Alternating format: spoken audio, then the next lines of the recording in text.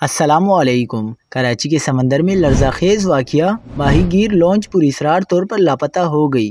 ماہی گیروں کے اہل خانہ پر قیامت ٹوٹ پڑی، ریسکیو آپریشن شروع کر دیا گیا۔ کیا آپ حالات حاضرہ سے آگاہی حاصل کرنا چاہتے ہیں؟ خبر کے پیچھے چھپے اصل حقائق جاننا چاہتے ہیں تو ابھی سبسکرائب کیجئے دل مل پاکستان کو اور ساتھ ہی گھنٹی کے نشان پر کلک کر دیں۔ آپ کو بتاتے چلیں کہ شمس پیر یونس آباد مچھلی کے شکار کے لیے روانہ ہونے والی ایک چھوٹی ماہی گیر لانچ پراسرار طور پر لاپتہ ہو گئی۔